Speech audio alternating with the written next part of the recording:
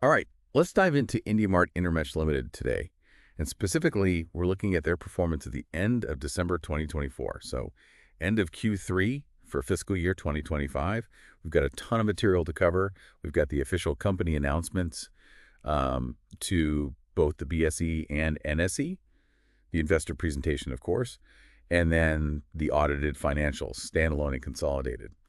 What we're going to try to do is give you a really clear picture of how Indiamart did in Q3, what's going on behind the scenes, and hopefully some insights that you wouldn't get just from looking at the numbers. It is interesting that we have the opportunity to look at them through both of these lenses. We have the very formal regulated announcements, and then we have the investor presentation, which is a bit more of a story. So that's going to be helpful to get a full picture. Okay, so before we get into the details, let's just do a really quick recap for anyone who maybe isn't super familiar with Indiamart. Could you just give us a brief explanation of what they sell? Sure. In a nutshell, Indiamart is India's largest online B2B marketplace. They connect buyers and suppliers across a really wide range of product categories. So if you need to source something for your business in India, there's a very good chance that Indiamart can connect you with the right supplier. And they're not just like a small operation. Yeah. Their reach is pretty massive when you look at the numbers. Yeah, we're talking close to 100,000 product categories, over 8 million suppliers on the platform, and they serve buyers across major cities, tier 2 cities, and really all across India. Just in Q3 alone, they had 276 million visits to their website, and they generated 27 million unique business inquiries.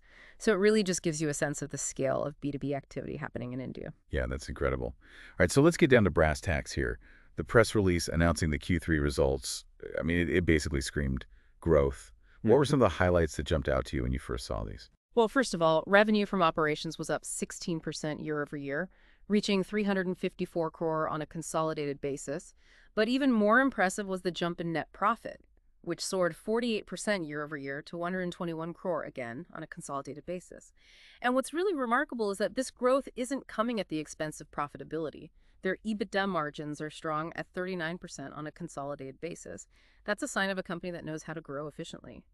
Yeah, and so that's interesting that you point out that consolidated number. We'll get into that a little later. I always find that the stuff beyond just the raw financials is really interesting. So what really stood out to you in terms of operational highlights? I know their investor presentation gets into some of their engagement metrics. Yeah, what I found interesting was the way that they emphasize the value that Indiamart brings to the table. So it's not just about throwing out numbers, it's about showing the impact they're having. And so they highlight those 27 million unique business inquiries in Q3, which is a 17% jump year over year. But they go further to emphasize that roughly 143 million replies and callbacks took place on the platform during the quarter. So that's where the rubber meets the road. That's businesses actually connecting and engaging. So for our listener, why should they care about all these inquiries and callbacks? Yeah. What's the big takeaway here? Well, this engagement is really the heart and soul of their business model. It translates directly into the financial success that we just talked about. Remember, Indiamart operates on a subscription model, so their revenue comes from connecting businesses. And these metrics are proof that they're doing that incredibly effectively. More engagement equals a more vibrant marketplace, more value for their subscribers, and ultimately a healthier and more robust business. Okay, so they're like the digital matchmaker for Indian businesses. Yeah. And they're getting really good at it. Now let's talk about Busy Infotech. From what I understand, this was a strategic move by Indiamart into the accounting software space. That's right. They saw an opportunity to connect their core B2B marketplace offerings with the need for, robust accounting solutions. And Busy Infotech became a key part of that strategy. And looking at the numbers, it seems like that bet is paying off big time. They're really touting some impressive growth figures for Busy. Yeah, it's quite remarkable, actually. Busy's revenue is up 30% year over year, and their net billing, which is a strong indicator of future revenue, has shot up a whopping 42% year over year. So that suggests that Busy's integration into the Indiamart ecosystem is going really well, and they're capturing a significant chunk of the accounting software market in India. And it seems like there's still plenty of room for Busy to grow within India. I know their investor presentation highlights some untapped potential in certain regions. That's right. They have a significant opportunity to expand their footprint across different regions. They've got a strong presence in the north and west, but the east and south regions are relatively untapped. So that points to a clear runway for continued growth as they broaden their reach. Okay, so it's not just Busy though, right? Indiamart has been making other strategic investments as well. Their investor presentation mentions a few other companies that they've got their fingers in. Yeah, you're absolutely right. You've got Live Keeping, Viapar, Real Books, each catering to specific business needs. So it seems like they're very deliberately diversifying their portfolio, Okay. going beyond just that core B2B marketplace operation. Is there like a bigger game plan at play here? What's the overarching strategy? Well, if we connect the dots, it appears that Indiamart is aiming to become the one-stop shop for all things B2B in India. So they're creating an ecosystem that caters to a wider range of business needs, from connecting buyers and suppliers to providing them with the tools and resources they need to thrive. And it's a smart move. It locks in customers and it opens up new avenues for revenue growth. It's like they're building a B2B empire, and it's fascinating to watch it unfold. Now, let's shift gears a little bit and talk about some changes in corporate governance and leadership. There were a few notable shuffles that were mentioned in the company's announcements to the stock exchanges. Yeah, there were a couple key developments. Mr. Akash Chaudhary resigned as independent director, and Mr. Manish Vij from Smile Group joined the board as an independent director. Interesting. And there was also something about Mr. Manoj Bhargava. His name popped up a couple of times in those official announcements.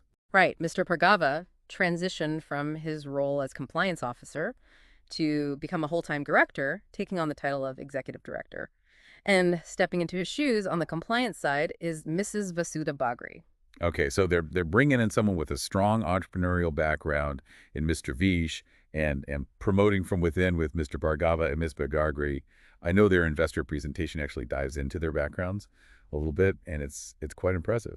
It is, it's worth noting the depth of experience that both Mr. Vij and Ms. Bagri bring to the table. Mr. Vij has a long track record as a serial entrepreneur in the digital space, and Ms. Bagri boasts an impressive background in the secretarial and compliance field. So these appointments seem to underscore Indiamart's commitment to robust corporate governance and drawing on a diverse range of skills and expertise. Okay, that emphasis on good governance is definitely a positive sign. Before we move on, there's one other thing I wanted to touch on that I noticed in their investor presentation, their ESG initiatives. And for anyone who might not be familiar, ESG stands for environmental, social, and governance. And it's becoming increasingly important for businesses to show their commitment to these principles. Absolutely. It's no longer just about profits. Businesses are being held accountable for their impact on the world. And Indiamart's no exception. They highlight their commitment to the UN Sustainable Development Goals. Yeah. Which is a globally recognized framework for tackling some of the world's most pressing challenges. Okay, but how does this actually translate into their business operations? How are they weaving sustainability and social impact into their day-to-day work? Well, they talk about promoting green products on their platform and working towards more efficient, low-emission operations. They're also committed to supporting small businesses and community development initiatives, including training programs for underprivileged youth, with a particular focus on empowering women. I think what's so cool about this is that they're not just talking the talk. They're actually working to create a more sustainable and equitable business ecosystem in India. Their efforts to empower small businesses, to promote green products, and to enable efficient operations. I mean, it's all interconnected. It paints a picture of a company trying to do well by doing good. It does. It really does. But it does raise an interesting question. Yep. What's that? Indiamart is undoubtedly a dominant force in the Indian B2B landscape. But given their performance, their investments, and this commitment to ESG, could they become a global player in the B2B space? Or are there limitations or challenges that might hinder their international aspirations? That's a great question to ponder. I guess we'll have to see how Indiamart navigates the complexities of that global market in the coming years. We will. That's definitely a question to consider. But before we get too far ahead of ourselves, I think it's important to understand their current performance. Let's dig a little deeper into their revenue model and some of the key metrics that they highlight in their investor presentation. All right, let's do it. So their investor presentation talks about this, quote, two-way discovery marketplace. Can you explain what that means and how it translates to their financials? Sure. Essentially, Indiamart is a platform where buyers and suppliers can find each other, and they have a freemium model. So suppliers can create a basic listing for free. But to gain additional benefits and visibility, they can choose from various paid subscription tiers, silver, gold, and platinum, and their primary revenue stream comes from these subscription fees. Okay, so the more suppliers they can convert to paid subscriptions, the more revenue they generate. Exactly, and that's where those engagement metrics we discussed earlier come in. The more inquiries and callbacks suppliers receive, the more value they perceive in the platform, and the more likely they are to upgrade to a paid subscription. It's like a snowball effect. More engagement leads to more paid subscribers, which leads to more revenue. And then their investor presentation actually breaks down their paying suppliers by revenue contribution. And it's really eye-opening. The top 1% of their paying suppliers, which represents about 2,000 businesses, contributes 17% of their total revenue. That's incredible. It is. It really speaks to the effectiveness of that tiered subscription model. They're able to generate significant revenue from their top-performing suppliers while still offering a free tier to attract a broad base of businesses. But remember, their average revenue per paying supplier, or ARPU, is a critical metric to watch as well. And they reported a 14% year-over-year increase in ARPU in Q3, reaching 63,000 Vexins. So they're not just growing their subscriber base, they're also getting their existing subscribers to spend more. That's a powerful combination. It is. It is. Now let's talk about those consolidated versus standalone financials for a second. I know the company announced both, and it can be a bit confusing for people who aren't familiar with those terms. Can you just help us understand the difference and why it matters? Of course. So standalone financials reflect the performance of the parent company, Indiamart Intermesh Ltd, in isolation. Consolidated financials, on the other hand, include the performance of the parent company plus all its subsidiaries like Busy Infotech. Okay, so when we see those really impressive growth figures for net profit, that 48% year-over-year on a consolidated basis versus 36% on a standalone basis, that difference is largely attributable to the performance of their subsidiaries. Precisely. It underscores the importance of understanding the structure of a company and how its various parts contribute to the overall performance. In IndiaMart's case, the consolidated financials give us a more complete picture because they incorporate the growing contributions of their strategic investments. Yeah, it's like looking under the hood and seeing all the different engines that are driving the company forward. Now, I also noticed that IndiaMart provided some pretty detailed cash flow statements. These often get overlooked, but they can tell us a lot about the financial health of a company. Did anything in particular jump out to you there? Well, what's impressive is their consistent generation of cash from operating activities. They reported 114 crore in Q3, up 7% year over year. And what that means is they're not just generating revenue on paper, they're converting it into actual cash. And that's essential for funding growth, investing in new initiatives, and returning value to shareholders. Speaking of returning value to shareholders, I know their investor presentation mentions share buybacks and dividends. Can you shed some light on those? Sure, share buybacks occur when a company repurchases its own shares from the market. This reduces the number of outstanding shares and can potentially increase the value of the remaining shares.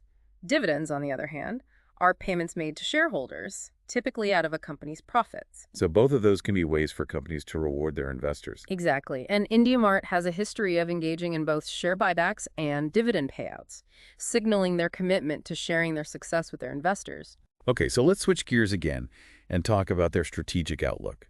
I know their investor presentation kind of lays out this three-pronged approach. Can you walk us through that? Sure, their strategy focuses on three key areas. First, expanding their core SME business, that's small and medium-sized enterprises, by continuing to grow their buyer and supplier network.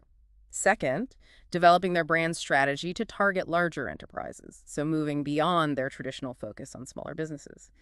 And third, and perhaps most interesting, improving engagement by leveraging technology and strategic investments. This includes initiatives like commerce enablement, expanding their fintech and accounting offerings through companies like Busy, and building out a suite of business enablement software as a service, or SaaS. So they're not content with just being the biggest fish in the pond. They want to be the most innovative and comprehensive B2B platform in India. It seems so, and it's a smart approach. By offering a more holistic suite of services, they can become an indispensable partner for businesses, fostering loyalty and driving sustainable long-term growth. Now, they emphasize constant innovation and technology focus as one of their key competitive strengths in their investor presentation. They've certainly come a long way from simply being a digital directory of businesses. We have, oh yeah. Over the years, they've steadily added new features and capabilities. It started with basic product discover. Then they incorporated price discovery, photos and videos, and request for quotation or RFQ functionality. And then they layered on CRM tools, that's customer relationship management, cloud telephony, accounting software integration, and even voice and multi-language search. It's amazing to see how they've harnessed technology to evolve their platform and address those changing needs of businesses. And their push into accounting software seems particularly strategic. Absolutely. Accounting software is essential for businesses of all sizes, and Indiamart is well positioned to integrate these solutions into their existing platform. They've already invested in multiple accounting software companies, including Busy Infotech, Livekeeping, Viapar, and RealBooks. It's like they're building their own little B2B ecosystem, where businesses can find everything they need to operate and grow. Precisely. And they're not limiting themselves to just accounting software. They've made strategic investments in a diverse range of companies, including those focused on logistics automation, AI-driven procurement, legal tech, and even HR management. Wow, that's a really diverse portfolio. Well, see? It's like they're trying to cover all the bases. Indeed. And it demonstrates their ambition to be a truly comprehensive partner for businesses in India, addressing a wide spectrum of needs beyond just connecting buyers and sellers. This deep dive has been really insightful so far. We've covered a lot of ground, from their impressive financial performance and strategic investments to their focus on ESG principles and those leadership changes. We have. But there's one more area we haven't touched on yet that I think is crucial to understanding Indiamart's position in the market, their competitive landscape. Oh, right, right. Yeah, their investor presentation does mention competition. Yeah, and it would be remiss of us not to discuss that. What are some of the key challenges and competitive pressures that they're facing? Well, the B2B marketplace space is becoming increasingly crowded, and Indiamart is facing competition from both domestic and international players. Some are focused on specific niches or verticals, while others, like those global giants such as Amazon and Alibaba, have the resources and the ambition to compete across a wide range of categories. So even though they're the dominant force in India right now, they can't afford to get complacent. Exactly. They need to keep innovating, Right. expanding their offerings, and finding ways to differentiate themselves in a market that's only going to get more competitive. It's going to be fascinating to watch how they navigate all of those challenges in the coming years. It is. And that competition isn't just coming from other online platforms. Remember, a large portion of B2B commerce in India still happens offline through traditional channels like trade shows, distributors, and direct relationships. So Indiamart needs to convince businesses that their online platform offers a more efficient and cost-effective way to connect and transact. Yeah, that's a really good point. It's not just about outcompeting other digital players. It's about changing the way business is done in India. And that's a much bigger challenge. It is much bigger. Now, despite these competitive pressures, Indiamart does have several advantages that should help them navigate these challenges. Okay, so what are their strengths? What sets them apart? Well, first and foremost, they have a strong brand and a powerful network effect. They've been around for over 25 years, building a reputation as a trusted and reliable platform. Their massive network of buyers and suppliers is a major draw, and their first-mover advantage in the Indian B2B space has given them a really strong foothold. Yeah, their investor presentation mentions that they've acquired a lot of their customers organically through search. And that's pretty impressive in today's digital landscape, where paid advertising often dominates. It is. It speaks to the strength of their brand and the value that they're delivering to businesses. They're not just relying on expensive marketing campaigns. They're attracting customers because they're known as the go-to platform for B2B commerce in India. That makes a lot of sense. Yeah. And their investor presentation also highlights their diversified reach across categories and geographies. So they're not just laser-focused on one particular industry or region. Exactly. Their presence in nearly 100,000 product categories and their expansive geographical reach across major cities, tier 2 cities, and even smaller towns gives them a significant advantage. It reduces their reliance on any single market segment and allows them to capitalize on opportunities across a much broader spectrum of B2B commerce. Okay, so strong brand, extensive network, diversified reach. Yeah. What else? Well, they also have this laser focus on technology and innovation. We've talked about their investments in AI, machine learning, and their ever-expanding suite of software solutions. This commitment to staying ahead of the technology curve will be crucial for them to remain competitive and to offer cutting-edge solutions to businesses. Yeah, and of course, we can't forget their ESG initiatives. Yeah. More and more businesses are prioritizing sustainability and social impact.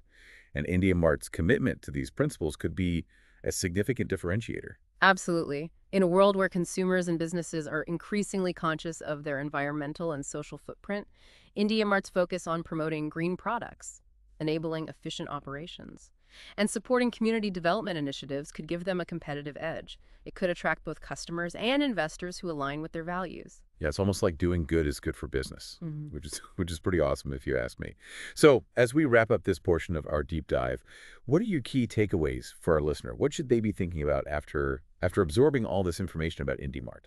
Well, Indiamart is a company at a crossroads. They're clearly a leader in the Indian B2B marketplace with strong financials, strategic investments, and a commitment to ESG principles.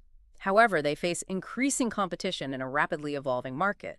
Their success will depend on their ability to continue to innovate, expand their offerings, and differentiate themselves in this crowded space. The coming years will be crucial for them to demonstrate that they can maintain their growth trajectory and solidify their position as the go-to platform for B2B commerce in India and potentially beyond. That's a great summary. So for our listener, if you're interested in learning more about IndiaMart, their investor relations website has a wealth of information, including their full annual reports and investor presentations. It's definitely worth checking out if you want to dive even deeper into their business. And one final thought-provoking question to leave our listener with. Imagine a future where IndiaMart becomes a global B2B force, connecting businesses not just within India, but across the world. Is that a realistic possibility, or are the challenges too great? What would it take for them to achieve that level of global dominance? It's something to ponder as we continue to watch IndiaMart's journey unfold. A perfect note to end on. That's it for our deep dive into IndiaMart Intermesh Ltd. Until next time, keep learning, keep exploring, and keep diving deep. It'll be really interesting to see how they tackle that, especially with, so much B2B still being done offline. But going back to their financials for a moment, there was something in their investor presentation that caught my eye. They use this term, quote, two-way discovery marketplace. Can you break that down for our listener and explain how that translates to, cold, hard cash? Yeah, I was wondering about that too. It sounds kind of fancy, but I wasn't quite sure what it meant. Is it just a clever way of saying they connect buyers and sellers? It's a bit more than that. So think of it like this. Imagine like a bustling bazaar, but online. On one side, you've got buyers searching for specific products or services. On the other side, you've got suppliers eager to showcase what they've got. And IndiaMart provides the platform where these two worlds collide.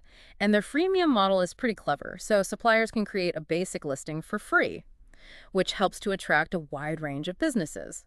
But they also offer those tiered subscription packages, silver, gold, and platinum, that give suppliers extra perks and better visibility, and that's where the real money comes in. Ah, so it's like try before you buy. Yeah. Suppliers get a taste of the platform, and hopefully they see the value and decide to upgrade to a paid subscription. Exactly. And those engagement metrics that we talked about earlier, the inquiries, the callbacks, they become really powerful selling points for IndiaMart. The more action a supplier gets through the platform, the more likely they are to see those paid subscriptions as a worthwhile investment. You gotta spend money to make money. You got to show value to get people to spend money. There you go. And speaking of showing value, their investor presentation actually breaks down their paying suppliers by revenue contribution, and the numbers are pretty remarkable.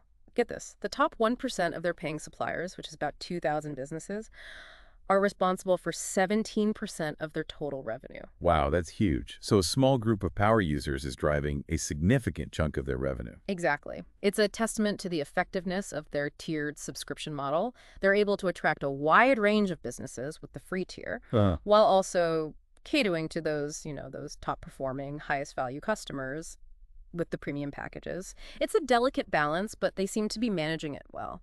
And there's another key metric worth highlighting. Their average revenue per paying supplier, or ARPU. They reported a 14% year-over-year increase in ARPU in Q3, hitting 63,000 euros. So not only are they getting more businesses to sign up for those paid subscriptions, but the ones who are already paying are spending more too. That's a great combination. It is. It's a powerful combination. Now, let's talk for a second about the difference between consolidated and standalone financials. I know they announced both, and it can be a little confusing for people who aren't familiar with the accounting lingo. Yeah, I'll admit I always mix those two up. Can you give us the ELI 5 explain, like I'm 5 version of what those terms mean and why they matter? Sure. Think of it this way. Standalone financials are like a snapshot of just the parent company, Indiamart Intermesh Ltd, just by itself. Consolidated financials, on the other hand, are like the full picture. They include the performance of the parent company, plus all of its subsidiaries, like Busy Infotech. Okay. So when we see those impressive growth figures for net profit. Yeah. That 48% year over year on a consolidated basis versus 36% on a standalone basis. That difference is mainly because of how well their subsidiaries are doing. Exactly. It just highlights how important it is to not just look at the top-level numbers, but to really understand the structure of the company and how its various parts are contributing to the overall performance. In IndiaMart's case, the consolidated financials give us a much more complete picture because they're incorporating the growing contributions of those strategic investments. It's like the subsidiaries are adding fuel to the fire. It is, yeah, a good analogy. Now, there's another section in their investor presentation that often gets overlooked, but it can be a real treasure trove of insights. The cash flow statement. Oh, the cash flow statement. Isn't that the one that shows how much actual cash a company is generating? That's the one. And in IndiaMart's case, what's particularly impressive is their strong and consistent cash generation from operating activities. They reported 114 crore in Q3, a 7% increase year over year. So this means they're not just booking revenue on paper, they're converting it into cold, hard cash. That's essential for funding growth, investing in new initiatives, and, keeping their shareholders happy. Speaking of keeping shareholders happy, their investor presentation mentions share buybacks and dividends. Those are always good signs, right? Absolutely. Share buybacks occur when a company repurchases its own shares from the market.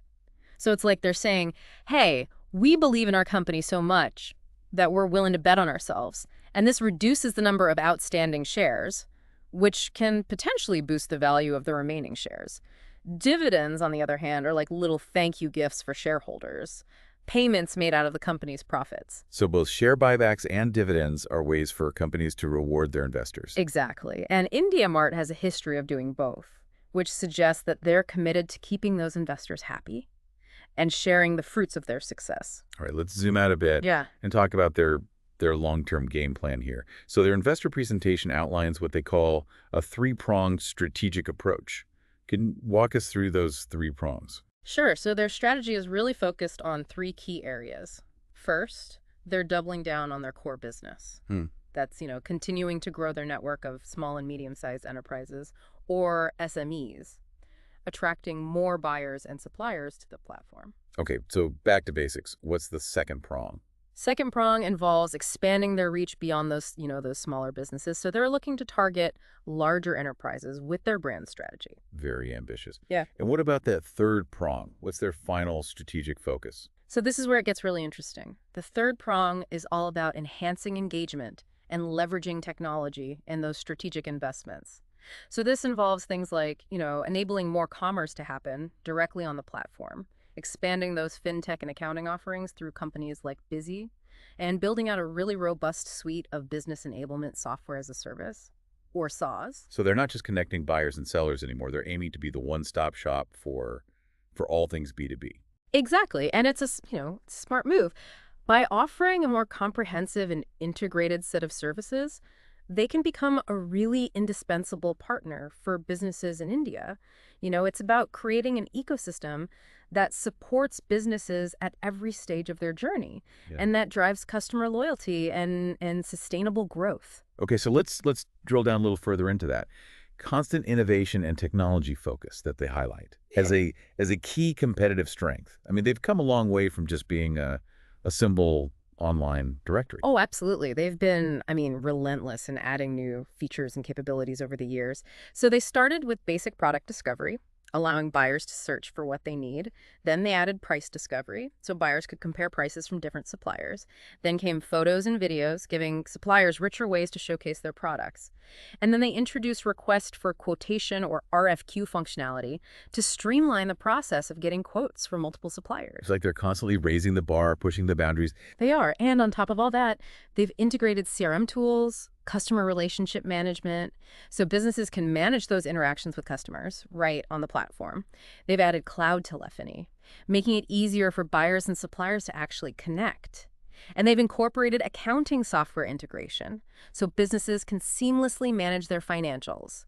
And get this, they've even implemented voice and multi-language search to make the platform more accessible. That's incredible. And that push into accounting software Seems particularly strategic. It's like Yeah. they're becoming the B2B version of a Swiss Army knife. It is, yeah. And they're not stopping there. Their presentation highlights logistics automation, AI-driven procurement, legal tech, even HR management. They're building this really comprehensive ecosystem where businesses can find everything they need.